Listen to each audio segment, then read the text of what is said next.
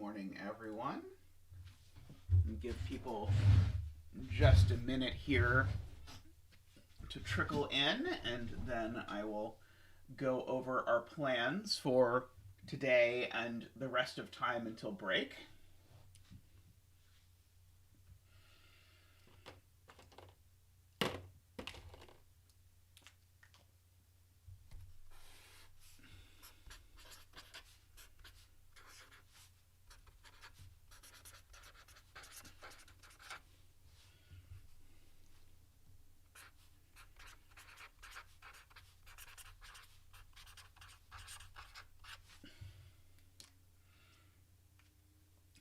So in terms of schedule, the last video for the week will post later today.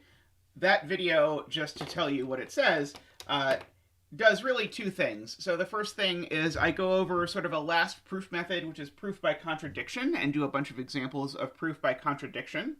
However, in the video, I basically explain to you why you're not... My microphone is totally pointed in the wrong direction. One moment. There we go.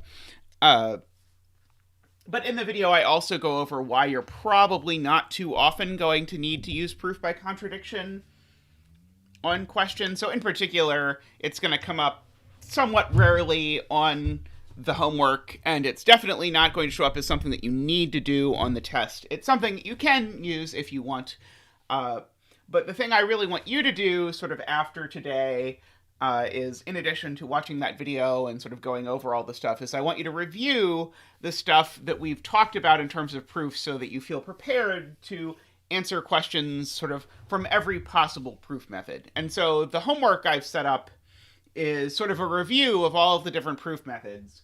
And so that is the homework that's due on Saturday. So definitely you should take a look at that so that we can talk about it on Friday. And I anticipate there will probably be more than the usual amount of questions about it. So I intend to spend most of Friday answering your questions, although I will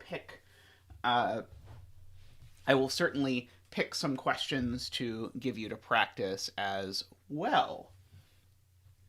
I also wanted to remind you that some of you have not been submitting questions to the daily submit questions for lecture thing. I wanted to remind you, just that is part of your grade, so make sure you do it. I know some people have been in the habit of putting it off indefinitely, but it was intended to be free points, and I don't want people to end up losing points on their grade because they forgot to submit questions. So just wanted to note that while we were here. All right, so to start, let me go over the questions that have been submitted. And then after I talk about the questions that have been submitted, I'll ask if there are any more questions. And then I have, well, basically there's infinitely many induction examples that I could do. So I have some induction examples set aside, and I will use those to fill out the time with just more examples so that you don't have to worry about seeing as many induction examples as you could possibly ever want to see. Okay, so here are the questions that people asked.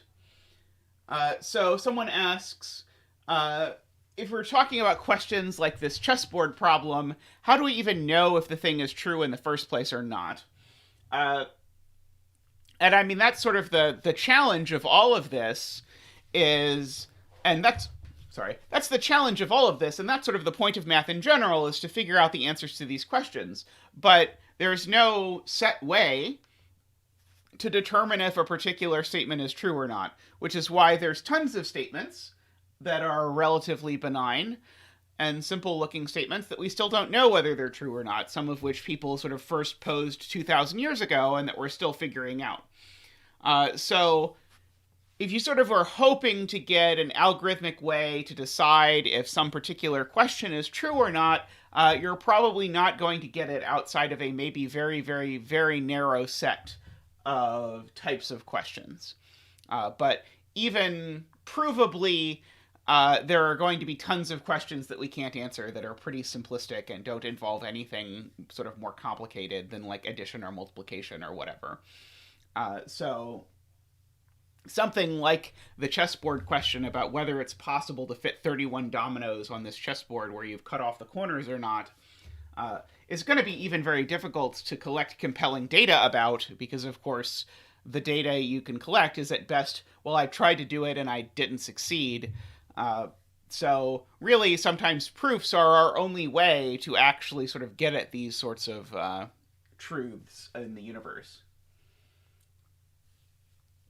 Someone asks if you can start induction with a negative number, and absolutely. If you have some weird statement that's true about integers that are greater than or equal to -3, then you're more than welcome to start your base case being n equals -3. It will not harm anything or break it mathematically. The integers greater than or equal to -3 have this same sort of lily pad structure as the integers greater than 0.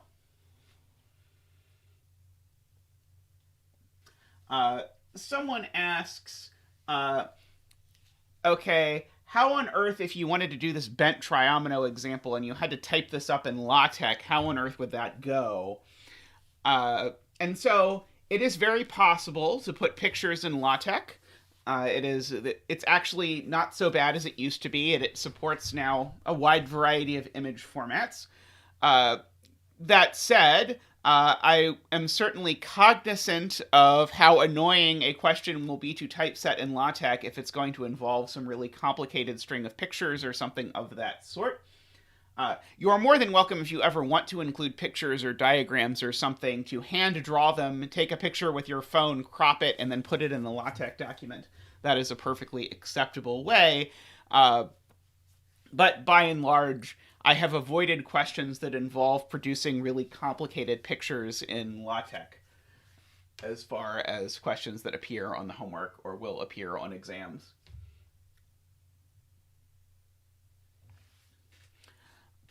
Someone asks, if you're giving a counterexample, is it sufficient to just give the counterexample?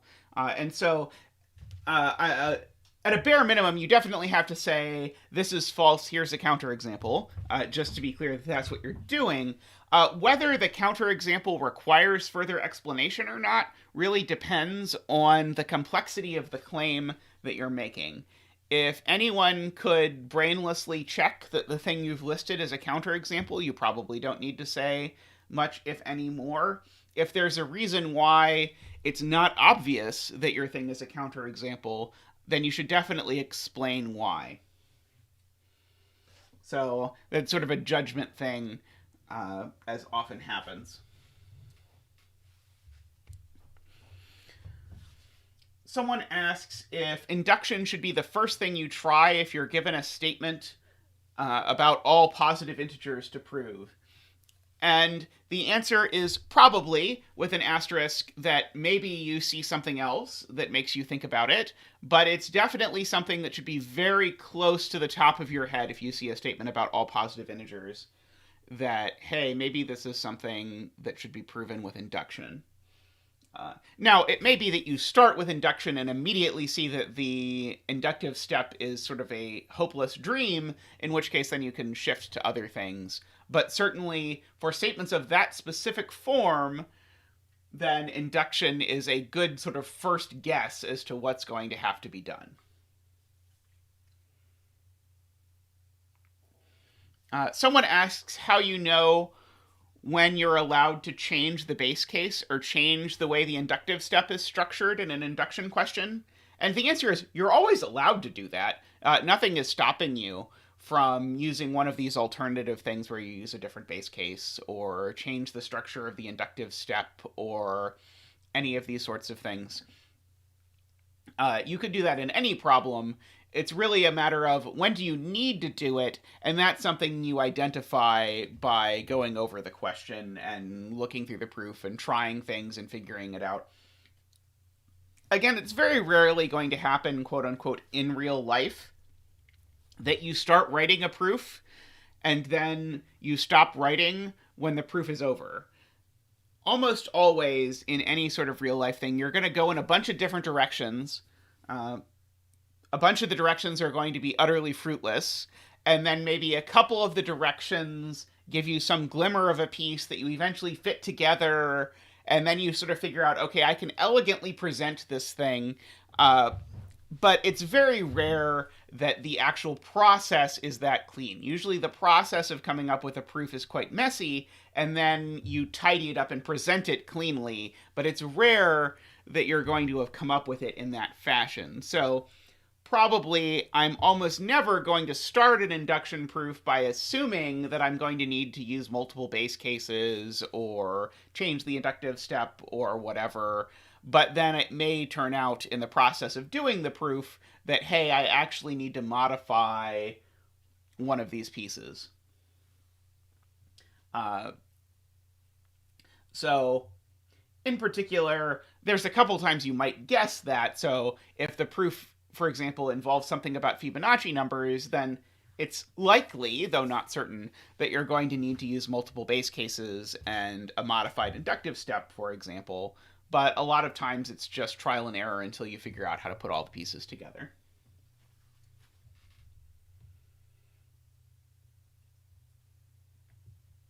Someone asks about doing more examples with union, intersection, and complement, because they come up a lot on the homework. If you give me specific numbers from the homework, I am happy to go over sort of how to approach them. I don't know that I have a sense of what kinds of questions that involve these things that show up on the homework are really the target of this question. So if you have them, definitely let me know, and I will happily look over or go over any of those. Okay. There is a question about using Fibonacci numbers in induction. I will definitely do something of that sort in today's examples. And then someone has a question about setting up question 36 from the homework, so I will look at that in a minute. But before we get to setting up question 36, are there any questions about induction more generally, or any other proof methods more generally that I can talk about, or any other questions from the homework that people want me to throw on the list to at least say a few words about?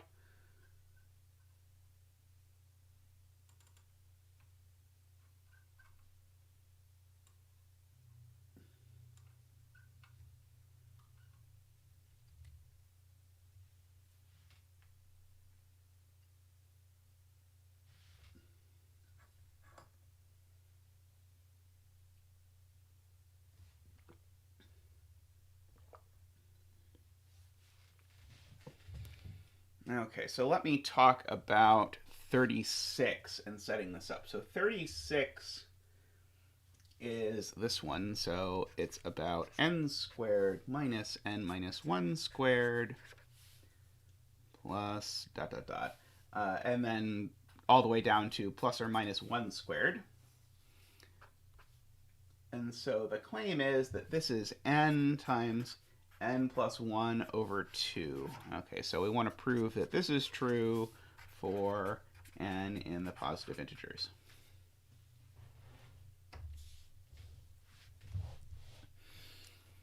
Okay, so let's go over sort of the overall structure of this. So when we go to prove this by induction, we proceed by induction, blah, blah, blah. There's going to be a base case. The base case here in this instance is going to say 1 equals 1. Okay, this is the n equals 1 base case.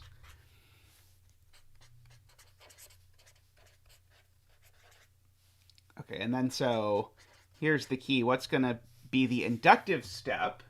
The inductive step here is going to be, if I have a positive integer k, and this thing is true,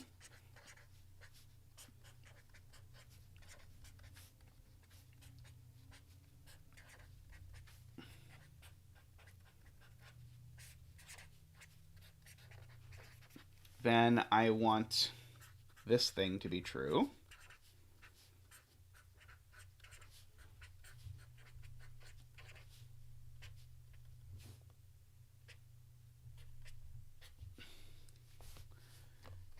Equals So this will be k plus 1 times k plus 2 over 2. Sorry, this marker is getting a bit harder to read.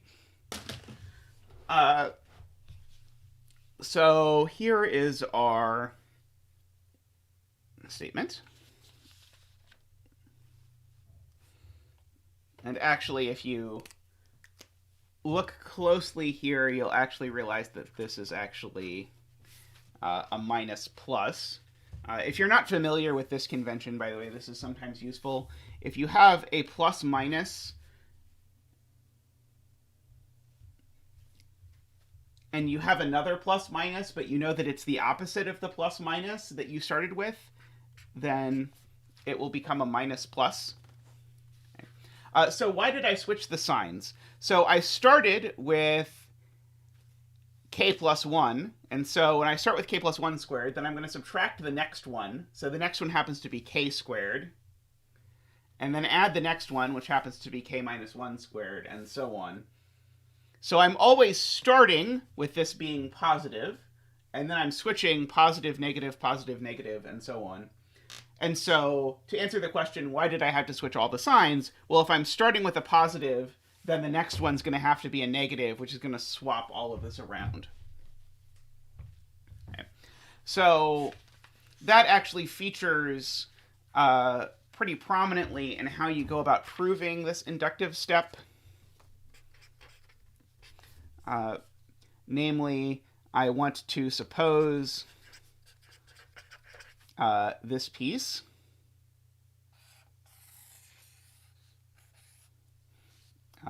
So that piece, that's what I'm calling squiggle. And then consider this thing, k plus 1 squared minus k squared plus k minus 1 squared, ... and then plus minus 1. Okay. And the key observation here actually is that, in fact, this whole piece I can write as minus the piece from the beginning.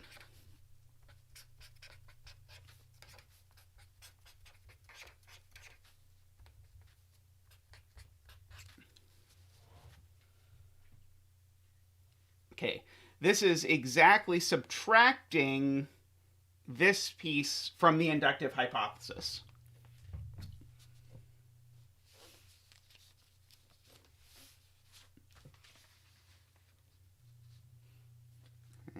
And so this is k plus 1 squared minus, and then by the inductive hypothesis we knew this was k times k plus 1 over 2. And then you can continue from there. So hopefully that gives you a sense of the structure of this. Are there any questions about sort of the structure of this particular question?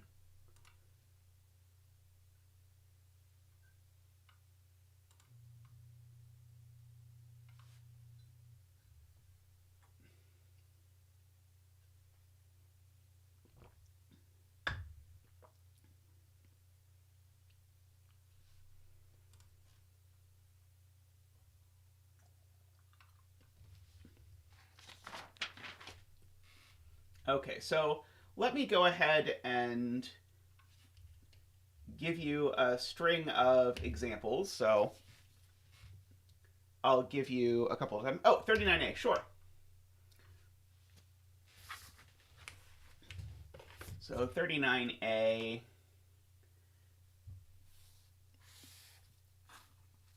is asking you to prove that the sum, this k goes from 1 to n, of f sub k squared is f sub n times f sub n plus 1. Okay. Which note, this is just saying that f1 squared plus ... plus f sub n squared is equal to f sub n times f sub n plus 1.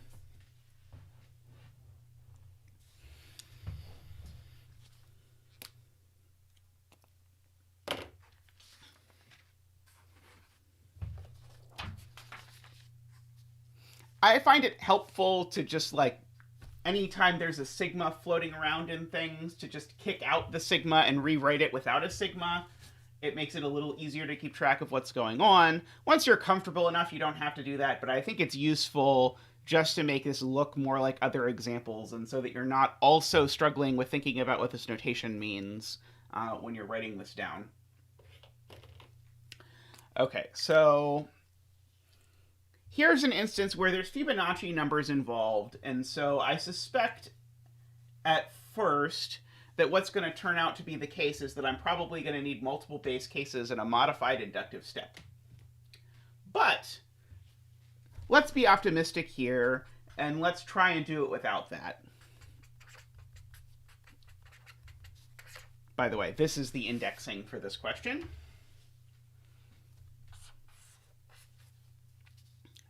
So then the base cases, well, check as many base cases as you want. So 1, 2, 3, whatever. I'll leave that part for you. If I try the most basic form of the inductive step, and again, just so this is clear, just like the last one, this is all scratch work. Not exactly how I would write this in something I was presenting. But the inductive step here is going to be for k in the positive integers if f1 squared plus fk squared equals f sub k times f sub k plus 1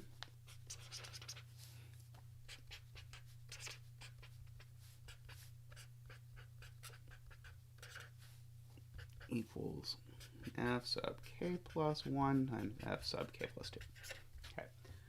Now, this is what we'd guess is our sort of basic, our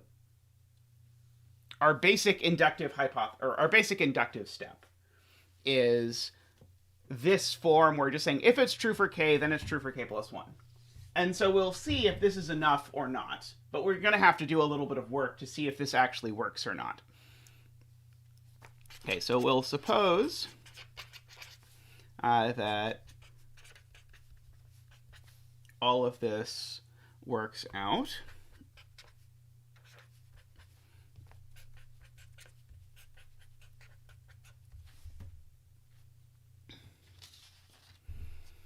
And so we'll now consider this.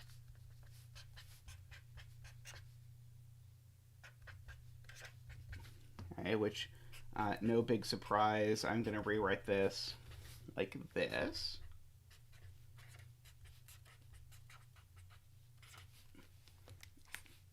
And then stick in some parentheses here so that I can look at that piece. So by the inductive hypothesis, that is f sub k times f sub k plus 1 plus f sub k plus 1 squared.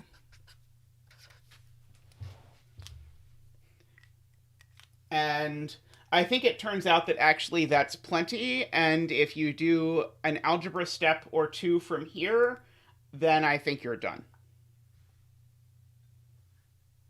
Does that give you enough to go on?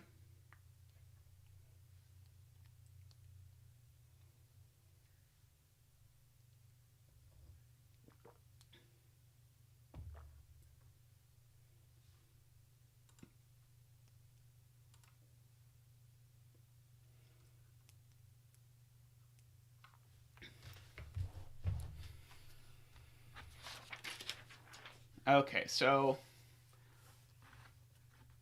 let me give an example, and I'll give you a few minutes to work on it, and that will give us a good chance to ask more questions as they come up. So this one I will just tell you in advance. Vanilla induction is perfectly fine for this one.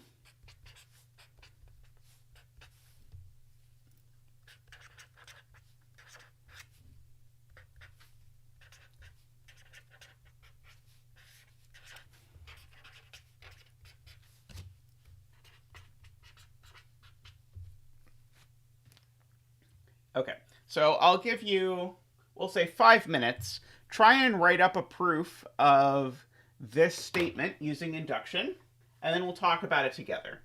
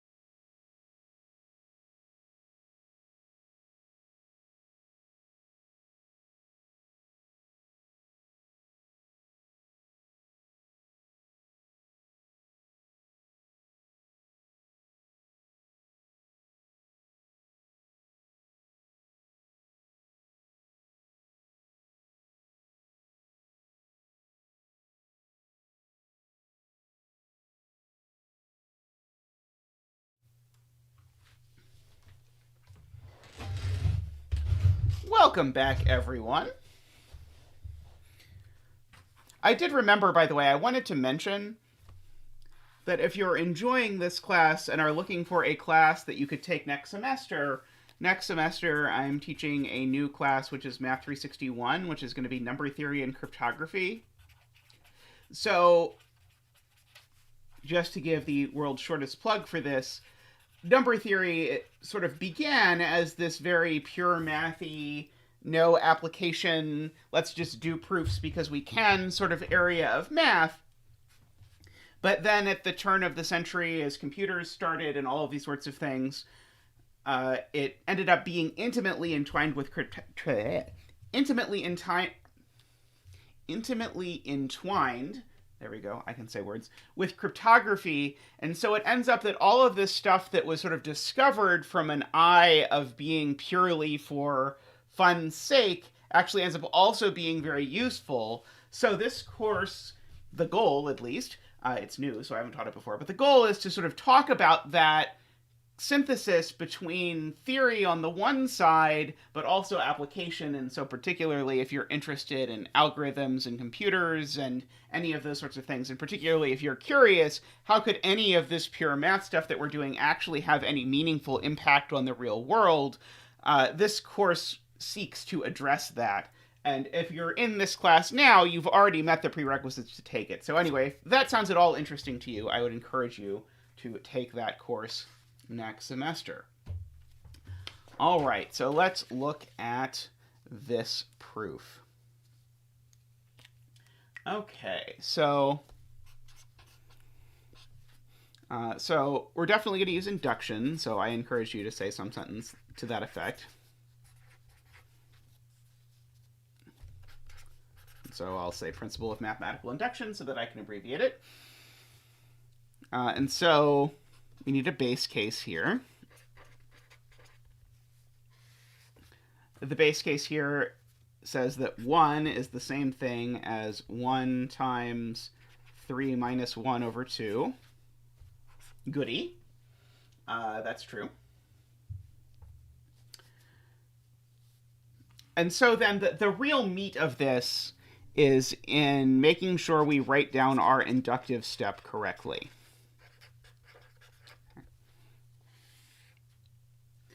And so I'm going to write down this inductive step, and then I want you to make sure you look at yours and make sure yours looks eerily identical to mine.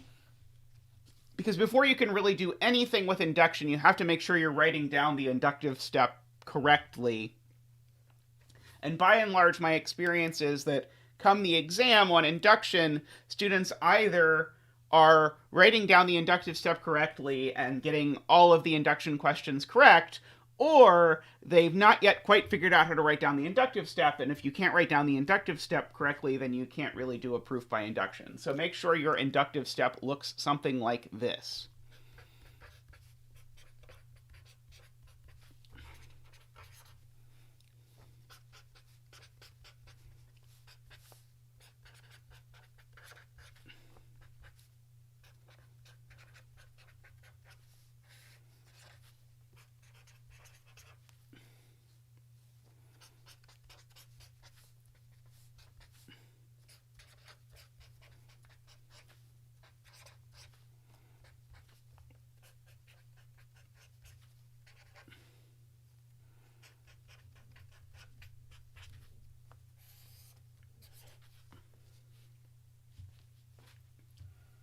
Okay, so this is what our inductive step is going to look like in this instance. Okay, are there any questions about where this is coming from?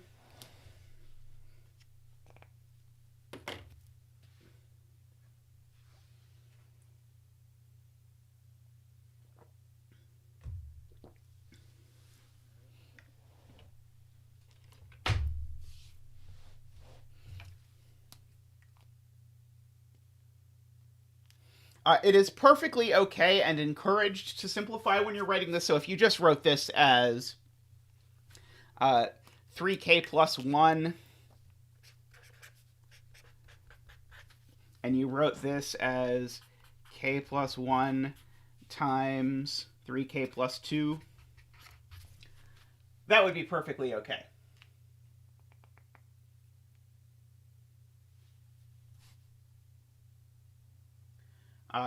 And so I think when typing it, that's clear. I just wanted to make super clear where what I was writing was coming from, so I wrote it out in this this way.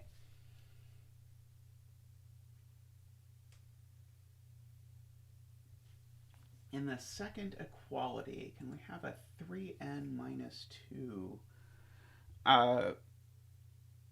Where's the 3n minus 2?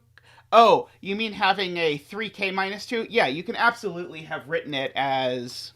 so if you know where this is going, then you can absolutely write this like that, is I think what you are suggesting, and that is perfectly acceptable. So I've now rewritten this in enough ways. Let me just say, this would also be perfectly fine if your inductive step was if k is in z plus, and this sum happens to be k times 3k minus 1 over 2, then this related sum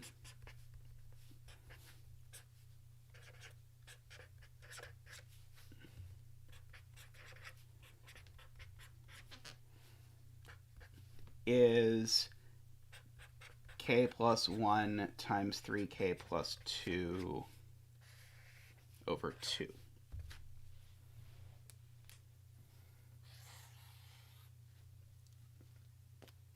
Okay, so I think that addresses them. Do make sure, by the way, I should stress, you can't use ends in your inductive step if you've used ends in the statement of the question. So just be careful that you're using, I usually use k's. Of course, it doesn't matter. You can use whatever letter you want. But k is usually my default if I don't have a good reason to do something else.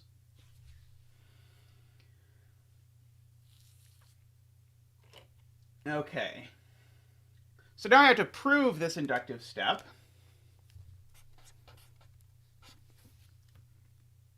And so we're going to suppose that this piece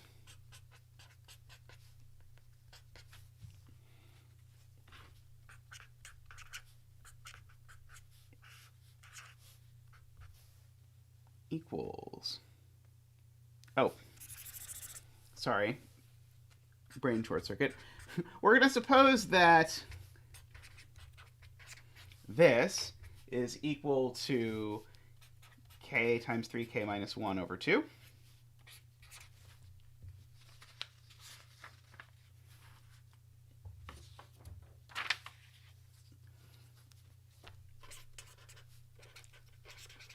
And then consider the left-hand side here. So that is, we're going to consider 1 plus 4 plus dot dot dot plus, and per Alex's suggestion, we're going to write this like this.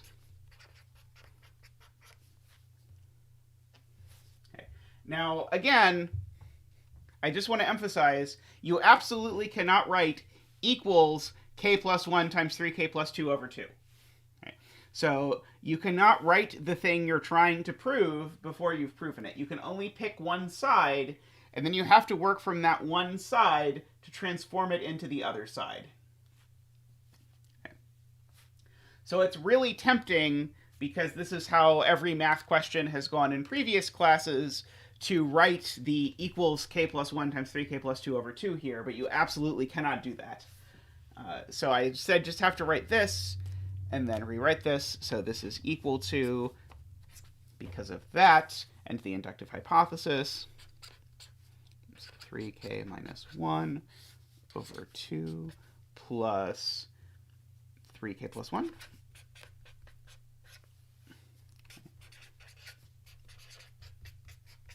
Okay, and so that, I will make a note, is by the inductive hypothesis. And so now I have to do a little bit of algebra. So this is 3k squared minus k plus 6k plus 2 over 2, which is 3k squared plus 5k plus 2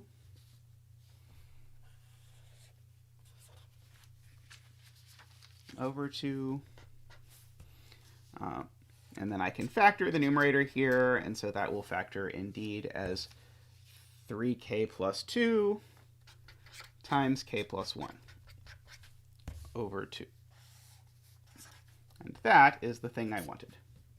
And so putting together the inductive step with the base case that we checked before, that completes our proof by induction.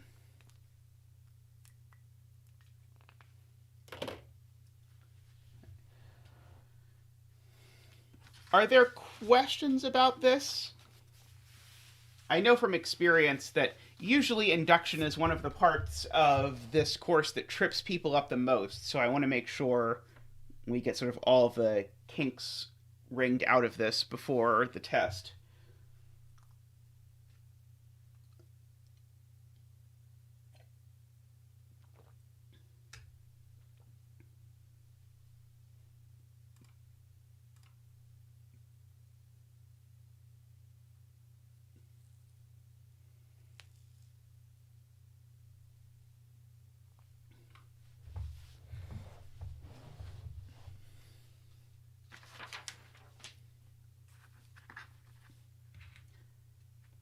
Okay, let me put up another one and give you, again, a few minutes to practice.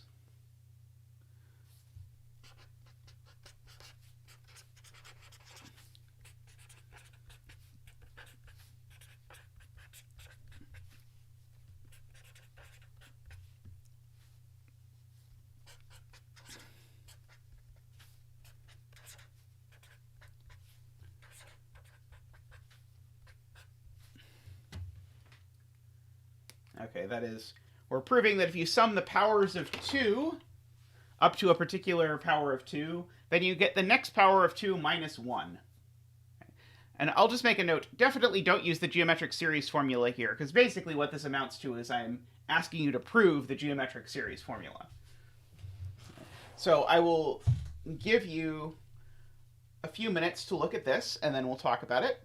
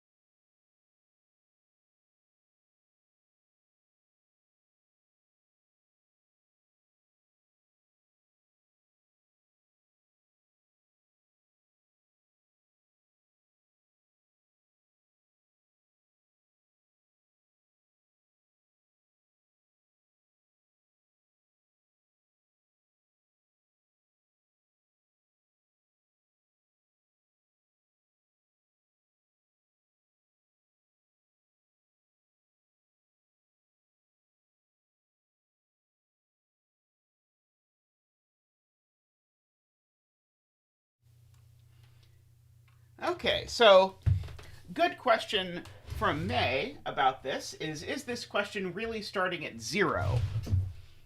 And the answer is this is also true, in fact, if we started at 0. So if we wanted to say, I could just as easily have said for n in z sub greater than or equal to 0, this.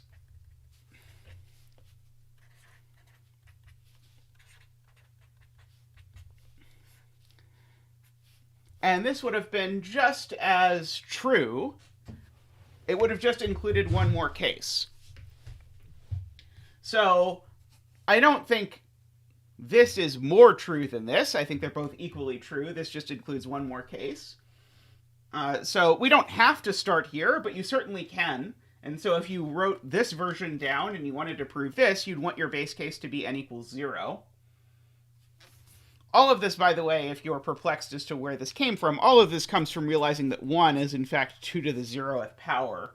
And so really, this sum is just the powers of 2 starting at 2 to the 0th.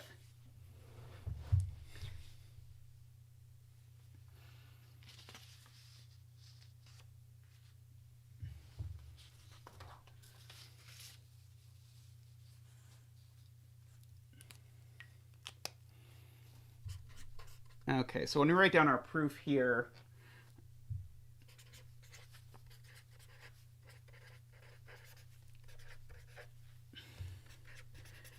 we're going to need a base case. And so depending on which version of this you want, your base case might be n equals 0 or n equals 1.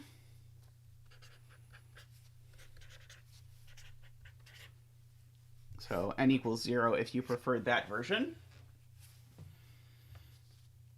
And so the n equals 1 version says that 1 plus 2 is 2 squared minus 1. And the n equals 0 version says 1 equals 2 minus 1. So whichever of those you want, those are both acceptable base cases to sort of get the ball rolling together with your inductive step.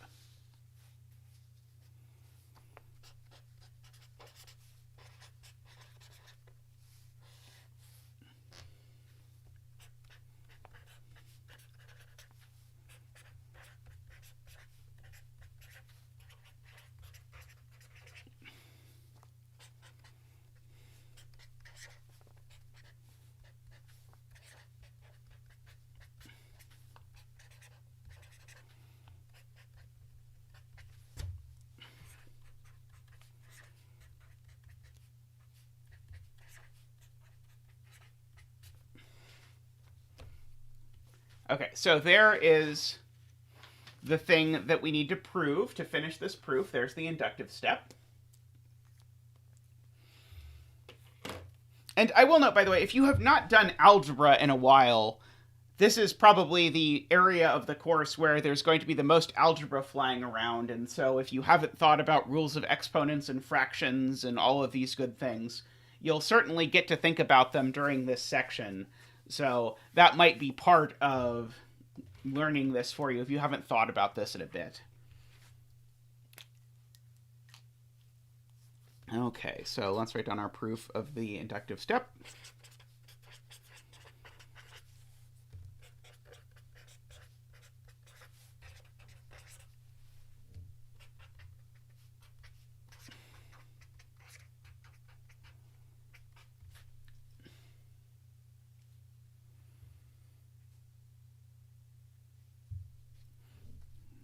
And so then we need to consider this piece.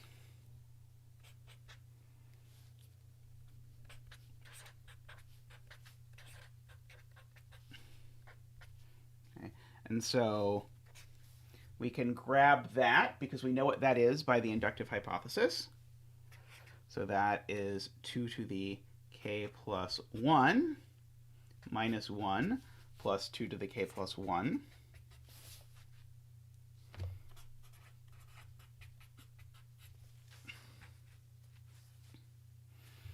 And so that is 2 times 2 to the k plus 1 minus 1. And then so that is 2 to the k plus 2 minus 1. So that is the thing I wanted. So that completes the proof.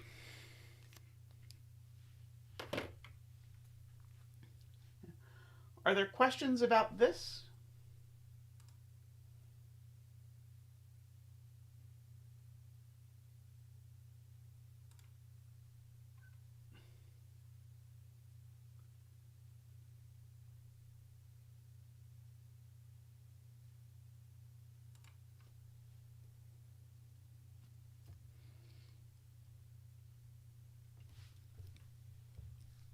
I will note, by the way, it's very common to have it be the case that something that makes good sense if you started at n equals 1 actually makes sense if you started at n equals 0 in the same way. This is why you have to make these bizarre conventions like what is a number to the 0th power, or what is 0 factorial, or all of these sorts of things are basically ways of extending something that makes sense starting at n equals 1 back to n equals 0.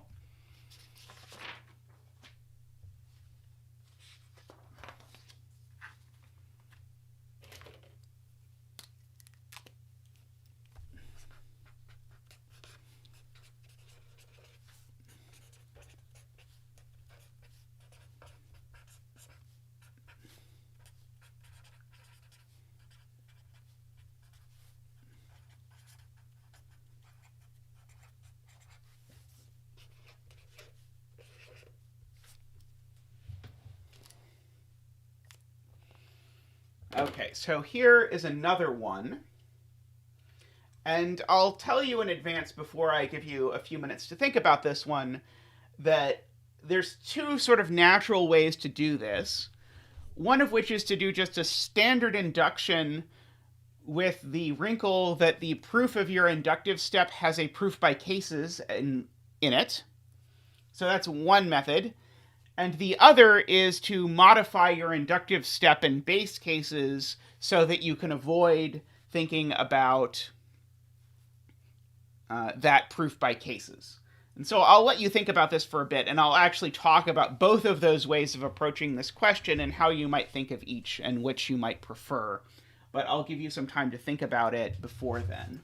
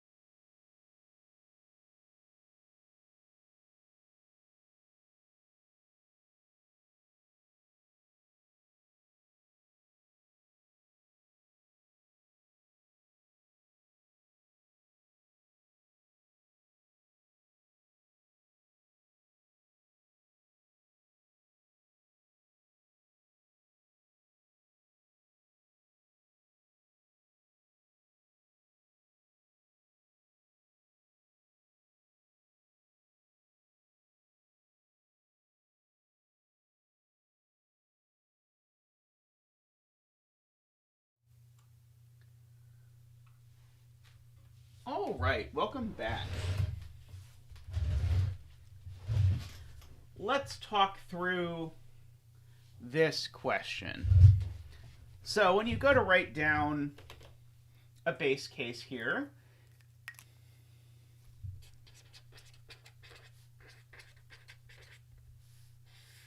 can write down that for n equals 1, what this is saying is that 0 is a multiple of 6.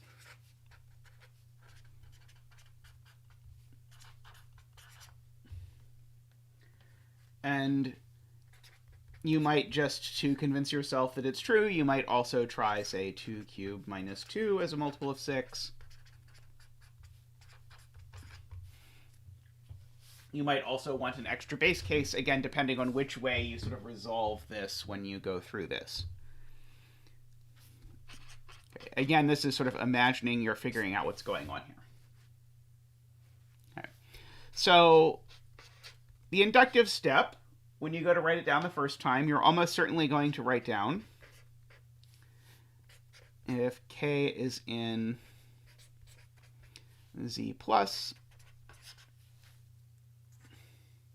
and k cubed minus k is a multiple of 3, sorry, is a multiple of 6,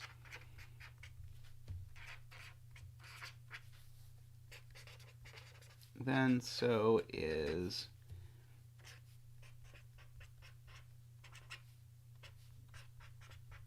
that.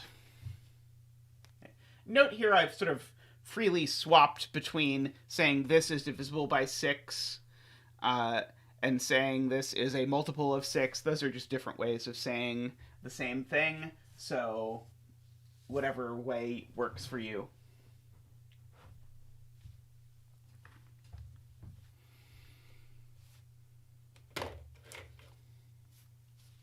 Okay, so it's all going pretty well up until this point. We've just written down our inductive step. And so the question is, how am I going to use the fact that k cubed minus k is a multiple of 6 to show you that this thing is a multiple of 6? Well, a natural thing to do is to multiply this out. So k plus 1 cubed minus k plus 1 is k cubed plus 3k squared plus 3k plus 1 minus k minus 1. And so let me notice that in here there is a k cubed and a k minus k. So let me pull those out to the front.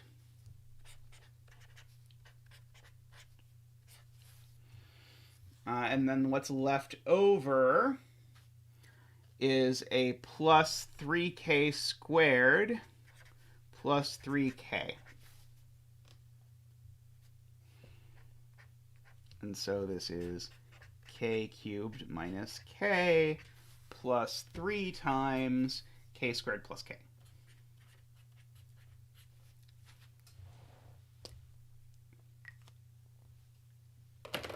Okay, now I know that this thing is a multiple of 6. So let's say there exists m such that k cubed minus k is 6m. And so then this is 6m plus 3 times k squared plus k.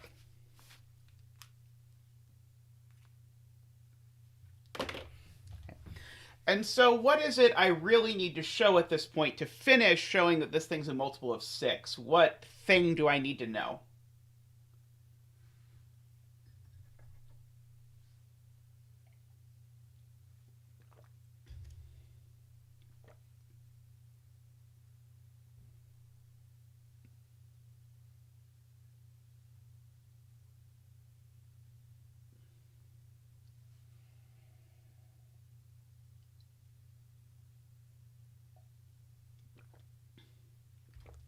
That's exactly right. What I need to know is that this k squared plus k here is even.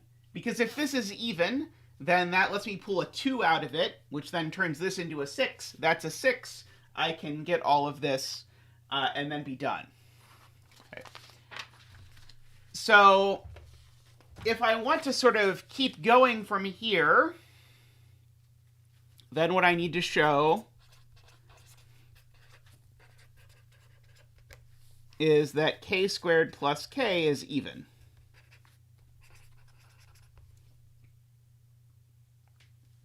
And there's a sort of natural to us way to do that, which is to break into cases based on whether k is even or k is odd.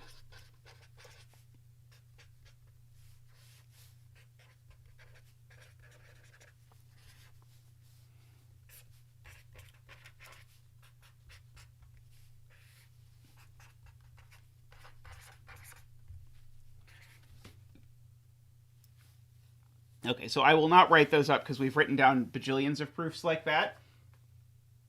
But you could do that. Okay. And then once you've shown that k squared plus k is even, then what you say is, thus there exists L, or whatever letter you like, such that k squared plus k is 2L. And then so this thing that I wanted to think about, this k plus 1 cubed minus k plus 1, this is now 6m plus 3 times 2l, which is 6 times m plus l. And so it's a multiple of 6.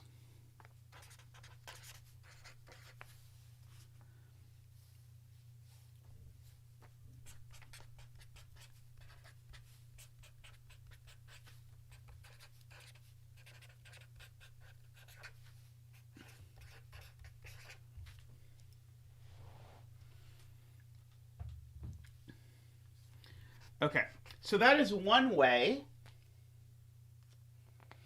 to handle this proof, is to start with sort of the vanilla inductive step, and then realize that actually you can make this work if you're willing to use cases to handle this bit about the k squared plus k here. Are there questions about this?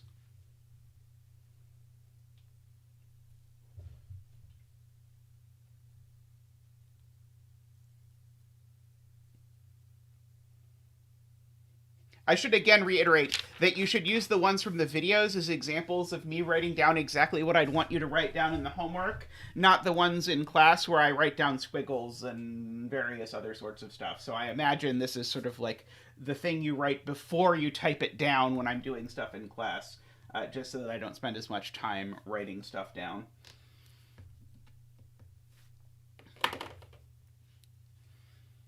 Okay, there's a second way that you can fix this that I wanted to talk about just to sort of show you options.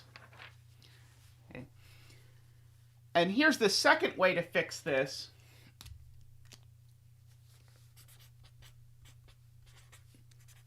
Is to use a different inductive step,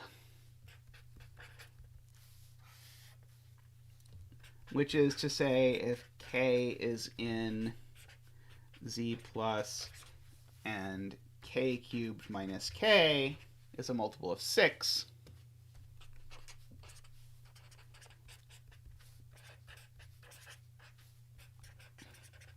then so is, and so here's the trick. Instead of jumping forward 1 lily pad, jump forward 2 lily pads, but include both base cases. And so, just to outline why that works, what happens here is you've got 1, 2, 3, 4, 5, 6, 7, 8, and so on. And so as soon as you check on n equals 1 and n equals 2, then the n equals 1 one carries forward to there, to there, to there, and so on. And the n equals 2 one carries forward to there, to there, to there, etc. And so what's really happening here is the n equals 1 base case is taking care of all of the odds, and then the n equals 2 base case is taking care of all of the evens. And so that together is giving me all of the cases. Again, this is really using the division algorithm here to show that things break into these two pieces.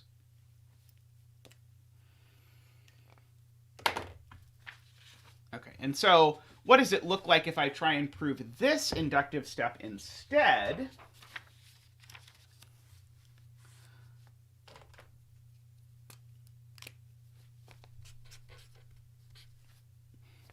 Well, then I get to suppose, again, that k cubed minus k is a multiple of 6.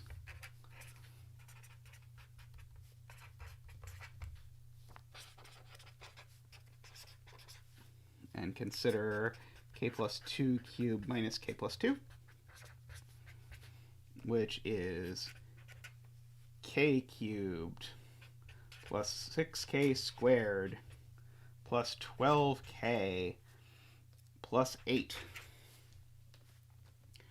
minus k minus 2.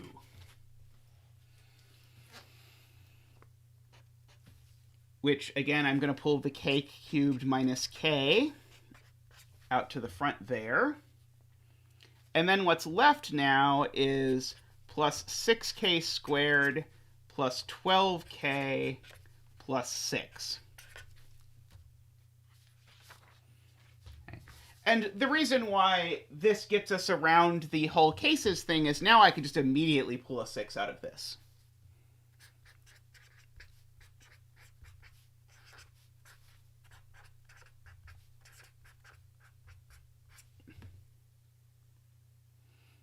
And so, just like before,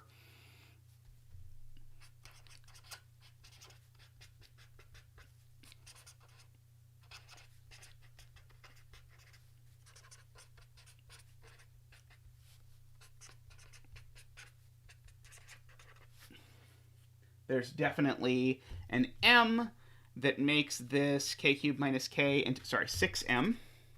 6m. So this is 6m plus 6 times k squared plus 2k plus 1, which is just 6 times all of this mess.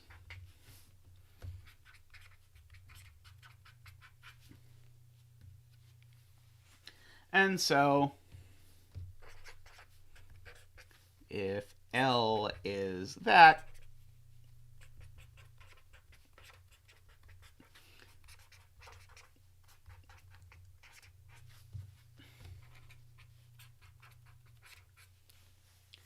is 6L, so this thing's a multiple of 6.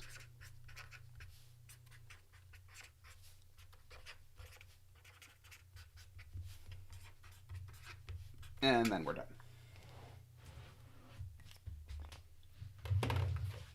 Okay, so that is 2 different ways to handle the same thing.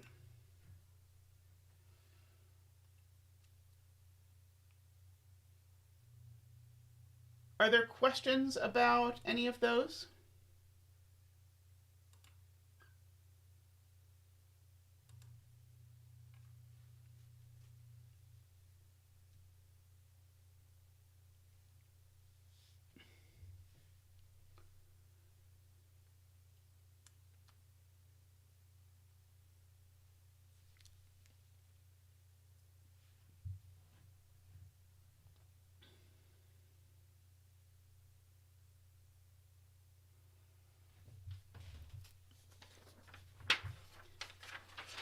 Now, I did want to note that this statement, the original one here,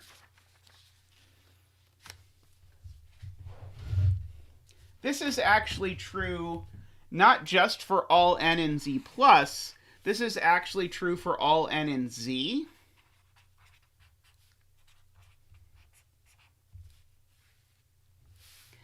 And you can actually prove this with induction as well. But in order to prove this with induction, you need to modify your inductive step to, instead of only going forward, you can prove it going forwards and backwards. So in other words, you want your inductive step to say something like, if it's true for k in z, then it's also true for k plus 1 and for k minus 1, or if you're using the second version, for k plus 2 and k minus 2. And so sometimes you can use induction also to prove statements about all integers instead of just statements about all positive integers. But if you do that, then you basically have to prove that your frog can hop along the lily pads in both directions.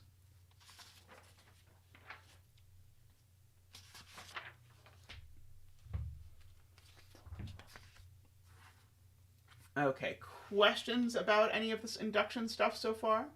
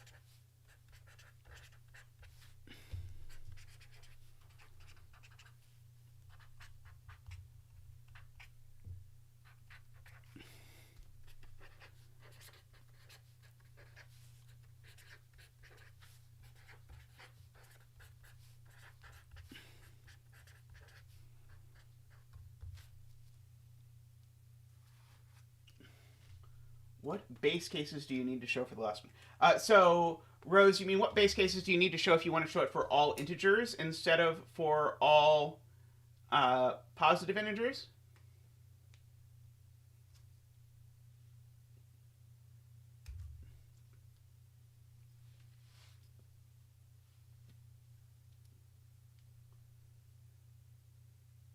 Oh, for the alternative inductive step, you need n equals 1 and n equals 2. Which is why I sort of preemptively wrote both n equals 1 and n equals 2 back there.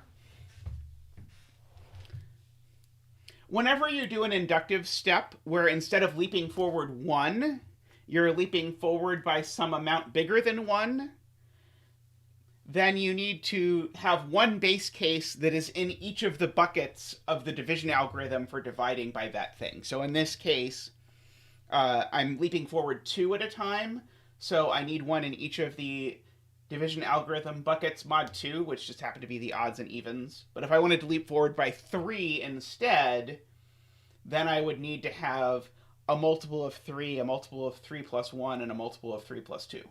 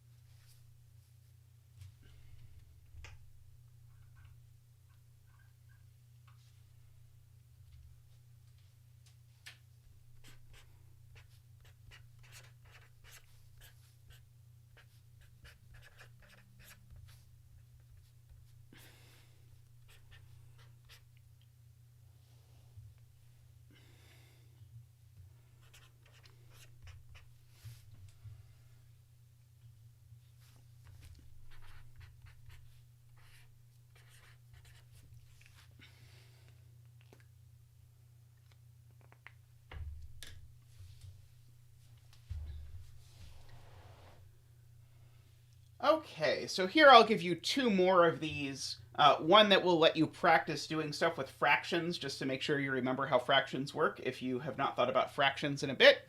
And one that involves showing that there's a list of numbers with this weird property, that I have n distinct numbers where the sum of all of those numbers happens to be divisible by every number in the list. And you cannot do this for n equals 2, you can check, but starting at n equals 3, you can always do it, and this asks you to prove that.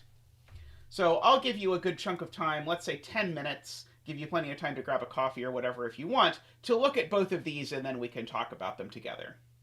But I'd recommend, at the very least, write out the inductive step of each of these carefully, make sure you're comfortable with that, but then it's great to think about, okay, how is this really going to work?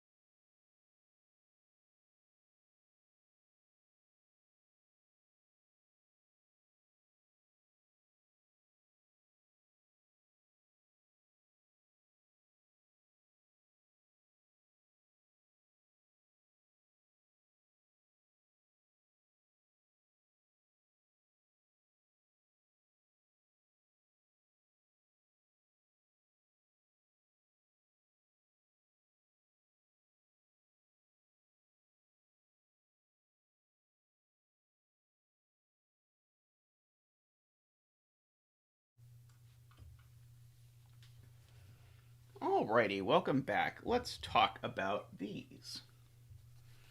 So, the first one, I admit, when I was looking up examples of induction and I found this one, I did not actually believe it was going to turn out it was true. But I guess that's the joy of proving things, as it turns out it's true. I think actually this is one where maybe it takes more time to think about what the base case is than to think about what to do once you have the base case. But let's go ahead and write up a proof of this. Okay. So the base case here is going to be n equals 3, right? Because this is only true for n's that are at least 3.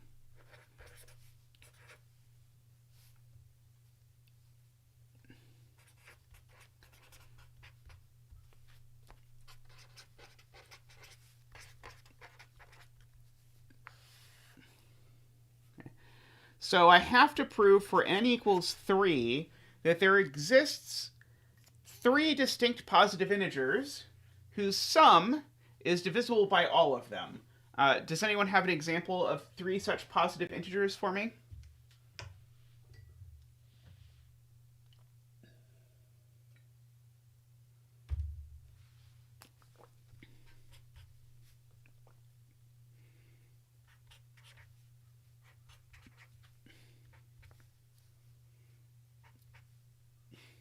One, two, three, right. So if you're trying to do an exhaustive search, fortunately you get there pretty quickly.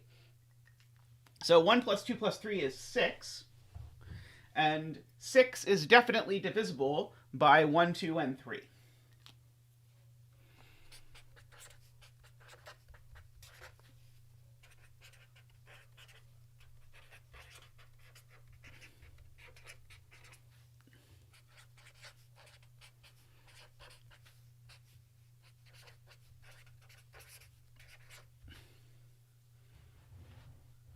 I'm actually curious if there's any other examples of sets of 3 integers with this property. I think there probably aren't, but if anyone finds another one, or if anyone found a different one, let me know. I'm curious.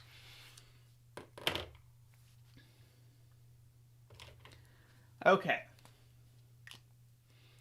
So, note this is an existence statement. So we have proven the n equals 3 case once we write down one example.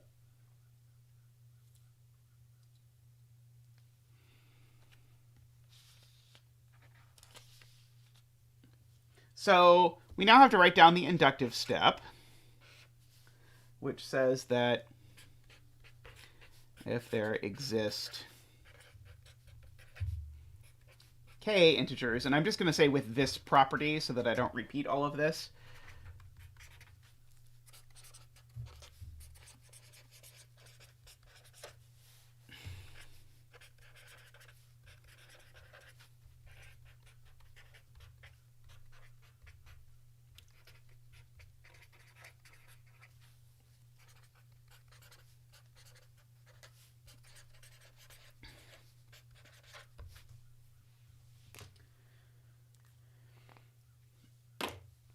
okay. So this is an interesting inductive step to prove. It doesn't really look like most of the other inductive steps that we've looked at, I don't think. So I think it's maybe helpful when thinking about this to go back to the one example we know and try and figure out, okay, if my current example is 1, 2, 3, how do I get from an example like 1, 2, 3 to an example that involves 4 things? I definitely cannot take 1, 2, 3, 4, right? Which would be maybe the clear guess. But notice 1, 2, 3, 4 does not work. Because it's not divisible by 3. Right, 10, sorry, because 10 is not divisible by 3. I should say what it is.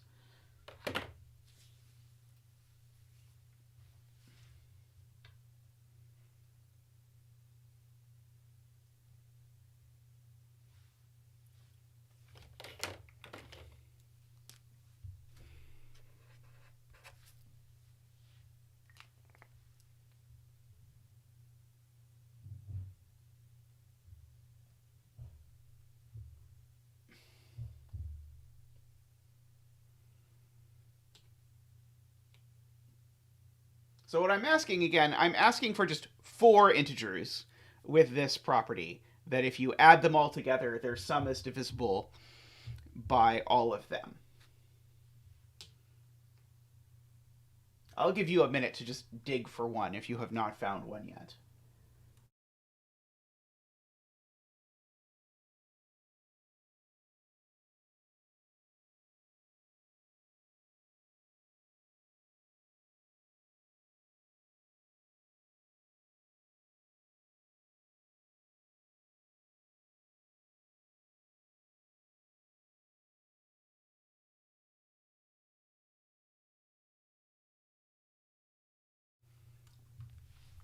There we go. 1, 2, 3, and 6.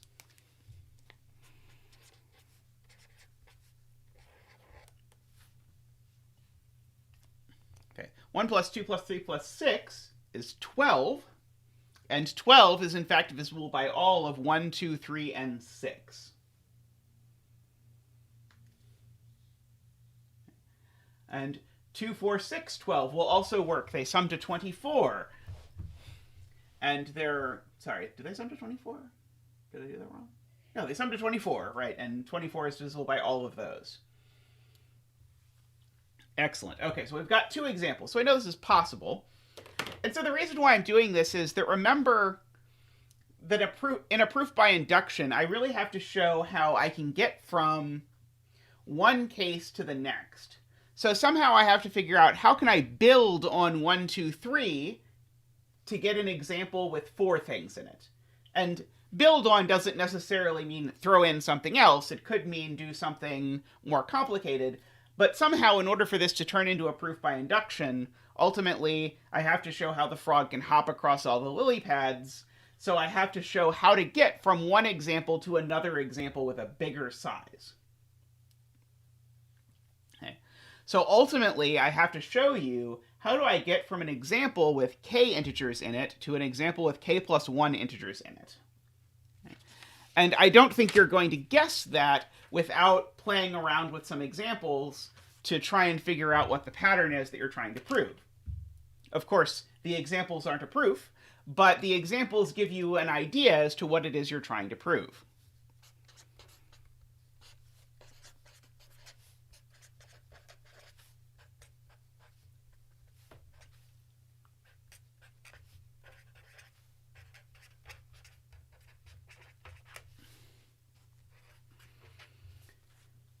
So do we have an idea, if I start with a solution with k integers, what am I supposed to do to get a solution with k plus 1 integers?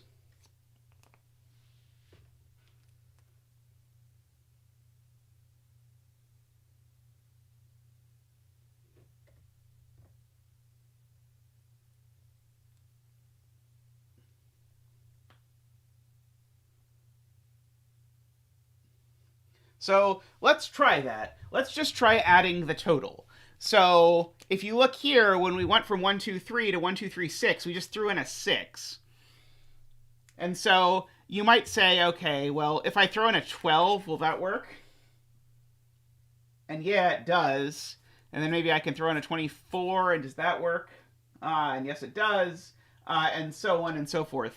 And so we're going to suppose we've started with integers with this property, and then we're going to let xk plus 1 be the sum of the previous integers.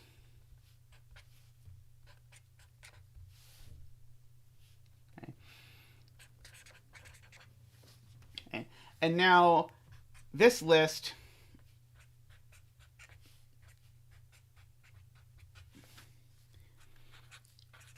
is a list of k plus 1 distinct integers with this property.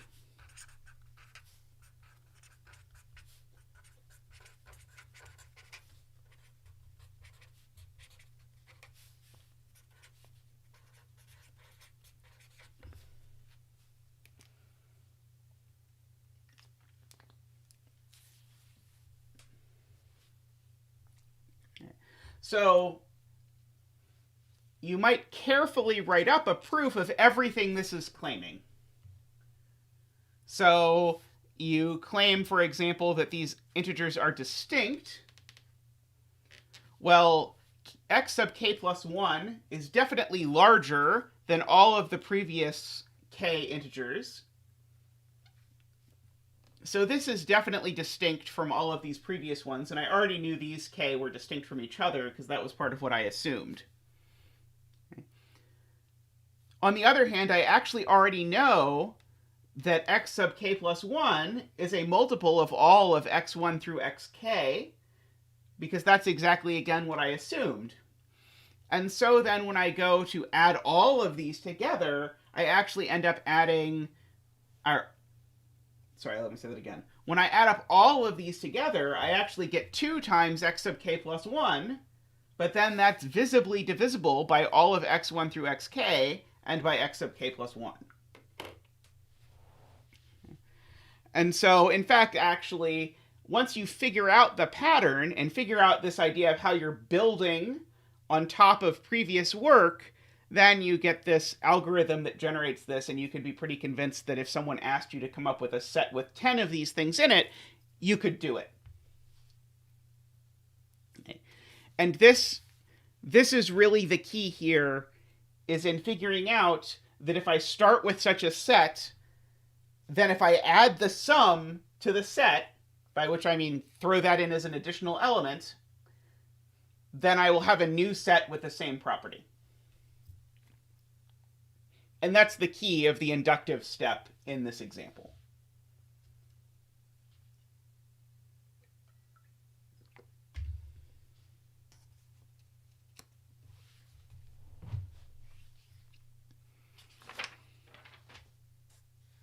Okay, let's see. We've also got this one with fractions.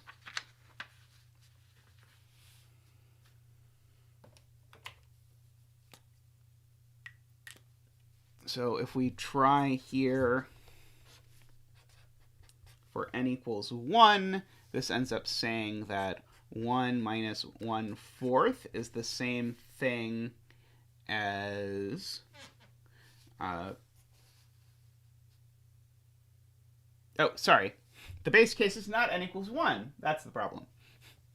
The base case is n equals 2, which then ends up saying that 1 minus 1/4 is 2 plus 1 over 2 times 2, which is true.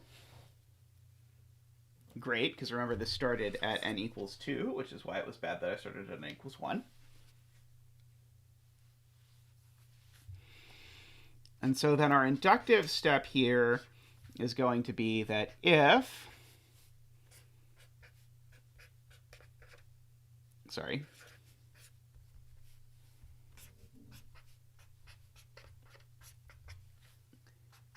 This is k plus 1 over 2k. So this is really, I should say, for k and z plus. If this, then this.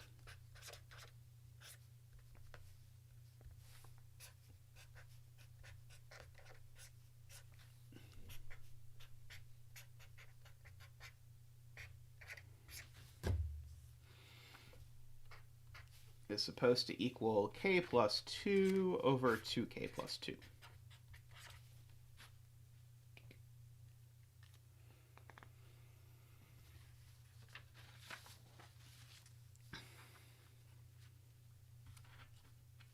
Okay.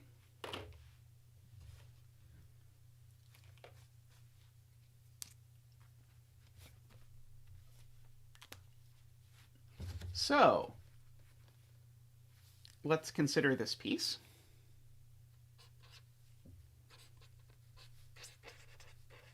Oh, sorry, I should say suppose the inductive hypothesis first. And then we can consider this piece.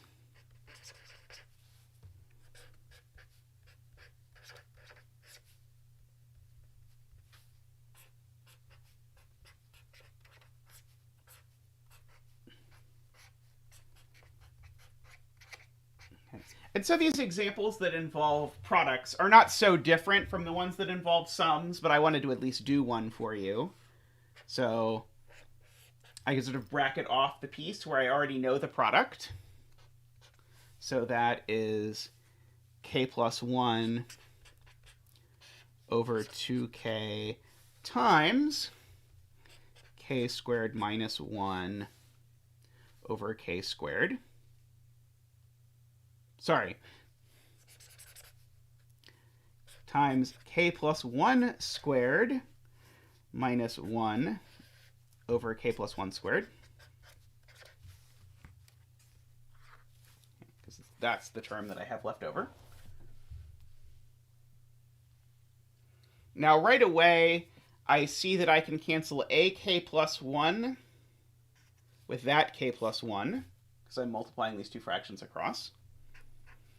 And the numerator here is going to be k squared plus 2k, and that is going to be divided by 2k times k plus 1.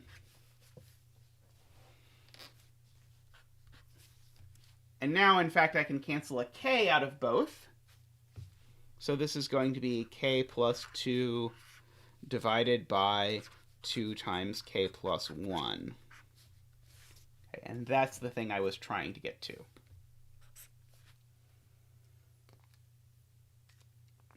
Apologies, my algebra here is a little messy. Feel free to ask questions if I made this unfollowable. But are there any questions about this?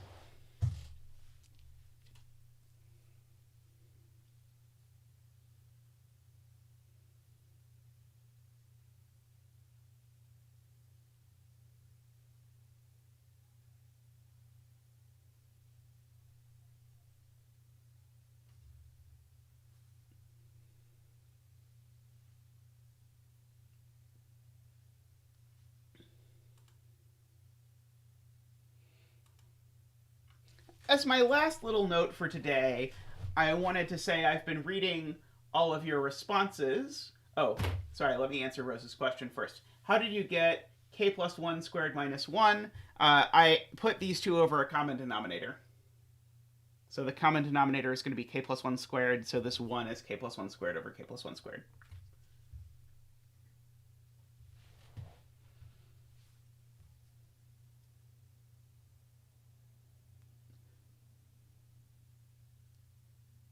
So I've been reading your responses to these various things, which have all been very excellent, by the way. I've quite enjoyed reading people's responses to these things. And I think one of the things that got the sort of strongest responses was this article about the quote-unquote ideal mathematician that dives into, among other things, the fact that mathematicians tend not to relate to the outside world in the best of ways. And mathematicians in particular have a lot of trouble communicating what exactly it is they do. And I wanted to make a few comments about why I think that is, and about how I think it's sort of shifting in the current world. But I think there are sort of 2 points as to why I see this as a perpetuated phenomenon. One is sort of historical, and one has to do with the eccentricities of mathematicians. So the first is the historical one, which is that math is just older than almost every other discipline.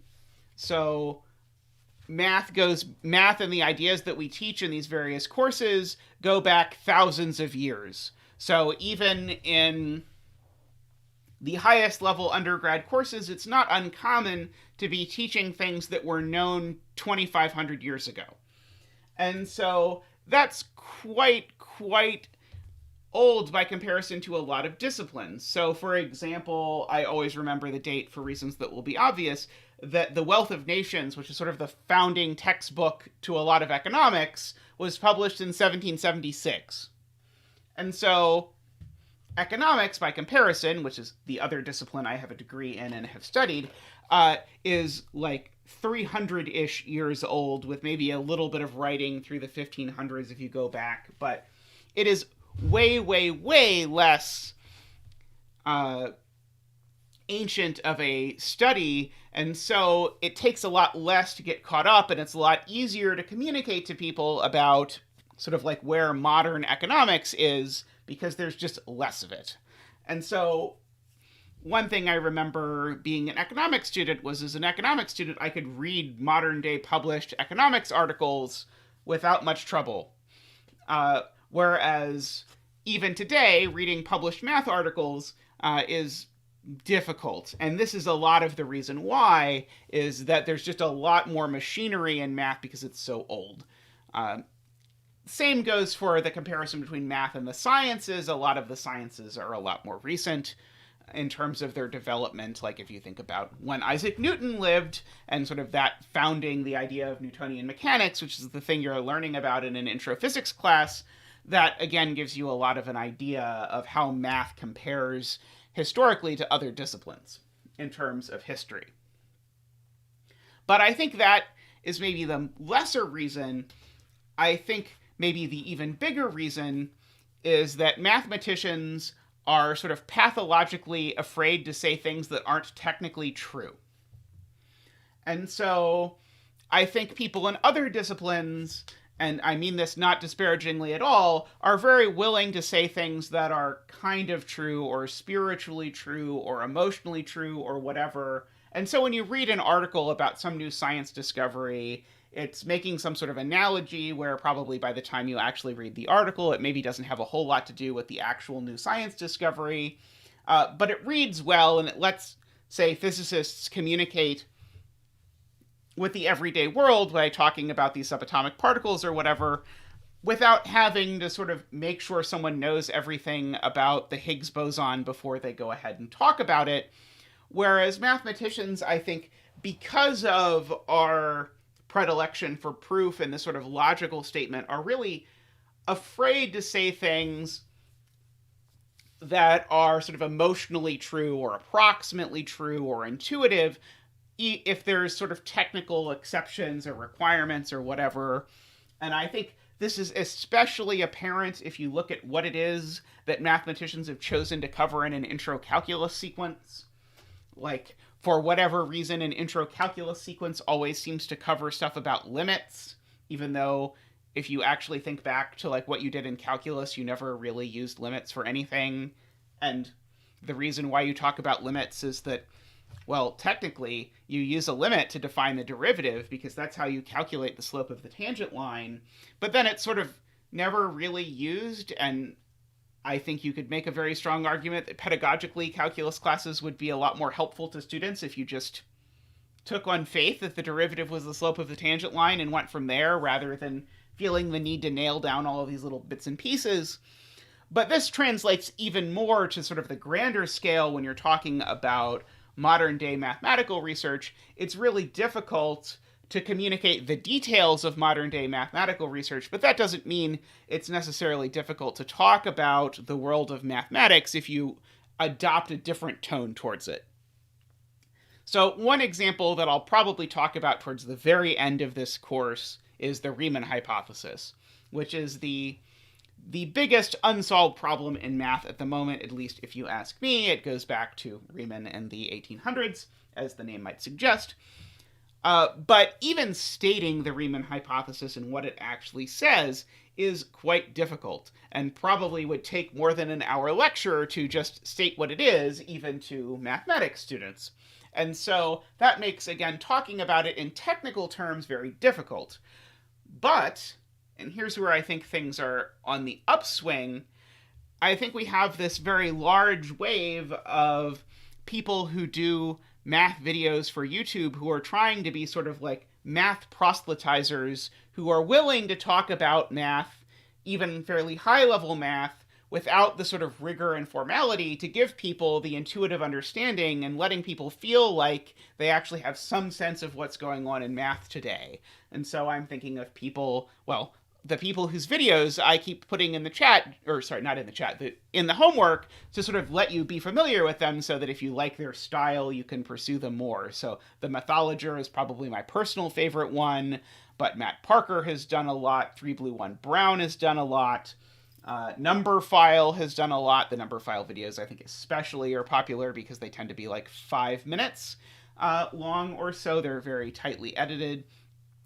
So I think there's a shift going on at the moment from mathematicians sort of like being separated from the world to mathematicians being a little bit more linked to the world. And I'm hoping that that continues over the next decades, and I'm hoping we're in a different place with regards to the relationship between mathematics and the quote-unquote outside world in the near future.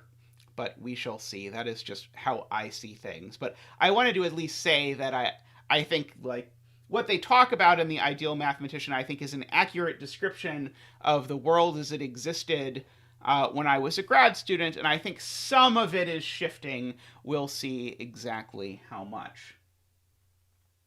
Anyway, I'm going to leave off class there for today. I will, however, hang around, and so you can consider this sort of shifting to my office hours. So if you have any questions, you're welcome to ask them. I'm happy to go over them. If not, I also have office hours tomorrow at 11. So if you go to do the homework based on all of these examples and you find that you get stuck on something or whatever, please feel free to drop by or email me or whatever. If not, I will see you Friday.